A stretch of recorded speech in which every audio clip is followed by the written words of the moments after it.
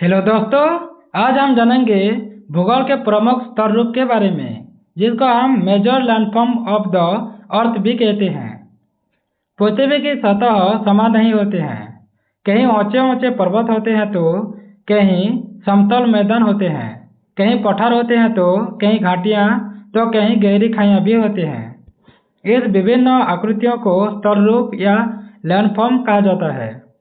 इनका निर्माण भीतरी या एंडोजेनिक तथा बाहरी, जिसको हम एक्सोजेनिक शक्तियों से होता है। पहले हम पर्वत के बारे में जान लेते हैं, जिसको हम माउंटेन कहते हैं। इसकी परिभाषा के बारे में जाने तो पृथ्वी की सतह पर ऊंचा और खड़ा भाग जो अपने आसपास के क्षेत्रों से बहुत ऊंचा होता है। इसकी ऊंचाई औसतन 600 मीटर से अधिक होता है।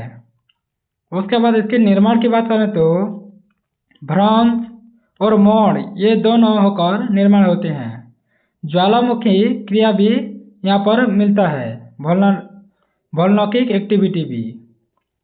इसकी विशेषता की बात करें तो तीव्र ढाल होता है और चोटियाँ भी होता है, श्रृंखलाएं भी होते हैं और ऊंचाई पर बर्फ भी होता है पर्वत में।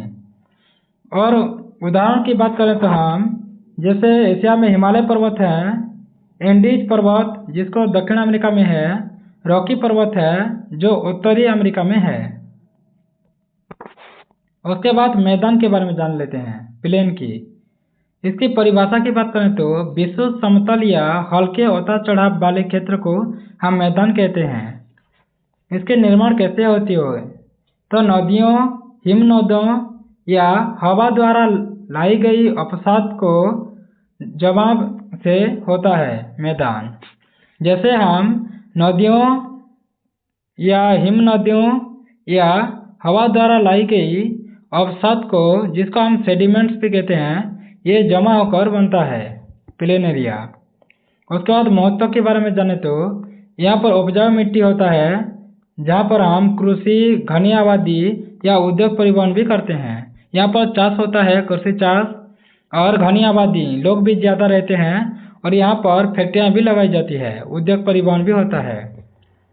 उदाहरण की बात करें तो गंगा यमुना मैदान भारत में है और ग्रेट प्लेन्स जो कि अमेरिका में है और पंपास जो कि अर्जेंटीना में है, इसको मैदान या प्लेन कहते हैं। उसके बाद पहाड़ियाँ के बारे में जान लेते हैं, किसको हम पहाड़ियाँ कहते हैं, हिल जिसको कहते हैं।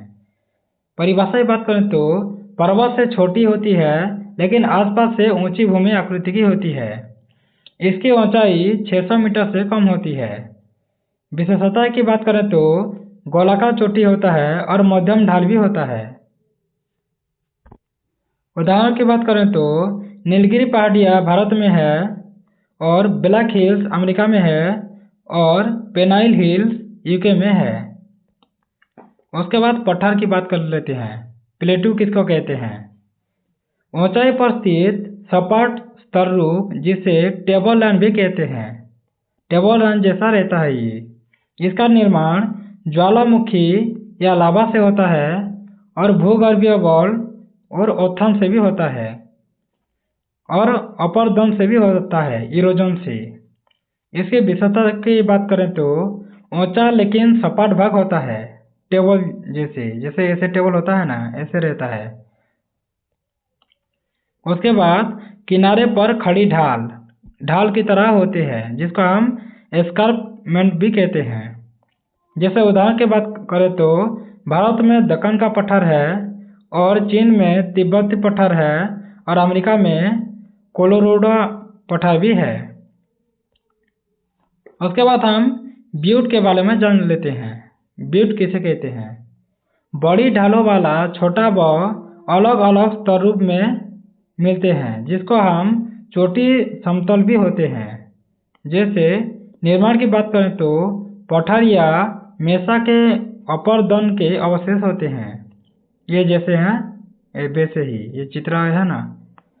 उसके बाद इसकी विशेषता के बारे में जाने तो संकीर्ण शीर्ष होता है और सीधी ढाल भी होता है। जैसे उदाहरण में अमेरिका में है मॉन्यूमेंट वैली और व्योमिंग में है डेविल्स टावर, जिसको अमेरिका में है। उसके बाद कंट या घाटी हम किसे कहते हैं? गहरी संकट घाटी जिसकी ढालों खड़ी होती है उसको हम घाटी कहते हैं। इसका निर्माण नदियों द्वारा दीर्घकालीन अपर्दन से होता है। ये है ना जैसे घाटी। इसकी विशेषता में बात करें तो तीव्र ढालू होते हैं और तली में नदी का बहाव होता है। ये जैसे नदी का बहाव हो रहा है, जैसे अमेरिका में है ऐसा घाटी जिसको हम ग्रैंड कैन्यन भी कहते हैं। वैसे नेपाल में है काली गंडकी कंठ और पेरू में है कोलका कंठ। उसके बाद हम घाटी के बारे में जान लेते हैं। घाटी किसे कहते हैं? पहाड़ों या पहाड़ियों के बीच नीचा क्षेत्र को हम घाटी कहते हैं, जिसमें सामान्यतः नदी बहती रहती है। ऐसे यहाँ पर इसको घाटी कहते हैं। दो पर्वत रहते हैं और बीच में खाली होता है। इसका आकार की बात करें तो भी आकृति घाटी होते हैं, इस ये जैसे हैं, और नदी ऊपर दन से बनी होती है। और यू आकृति की घाटी भी होती है, जैसे हिम नदी उपदन से बनी होती है। जैसे वी शेप के भी होते हैं और यू शेप के भी होते हैं। घाटी दो प्रकार के होते हैं, जैसे भारत में कश्मीर घाटी है और अमेरिका में नापा घाटी और अफ्रीका में ग्रेट रिफ्ट वैली भी है। उसके बाद हम बेसिन के बारे में जान लेते हैं, किसे कहते हैं? नीचा व गोलाकार क्षेत्र होता है, ऐसे यहाँ पर है ना। उसके बाद चारों ओर ऊंचाई से घिरा होता है, ऊंचाई हो जाता है ज़्यादा, जहाँ जल या अवसाद जमा होता है, जैसे जल की तरह रहता है। यहाँ पर सब जल ही जमा होता है। इसके प्रकार के बारे में जाने तो हम, जैसे नदी बेसिन होता है, नदी व सहायक नदियों द्वारा निकास क्षेत्र, जिसे नदी के सहायक रूप में नदियाँ होता है, उसको हम नदी बेसिन कहते हैं। और संरचनात्मक बेसिन हम इसे कहते हैं जो भूगर्भीय हलचलों से निर्मित होता है। और महासागरीय बेसिन को हम पृथ्वी की सतह पर गहरी अवनति को हम महासागरीय बेसिन कहते हैं। उदाहरण की बात करें तो हम दक्षिण अमेरिका में अमेजन बेसिन है, वैसे अफ्रीका में कांगो बेसिन है और चीन में तारिम बेसिन भी है। उसके बाद निष्कर्ष: पर्वत, मैदान, पठार, घाटियाँ, बेसिन आदि स्थल रूप पृथ्वी को विविध रूप प्रदान करते हैं।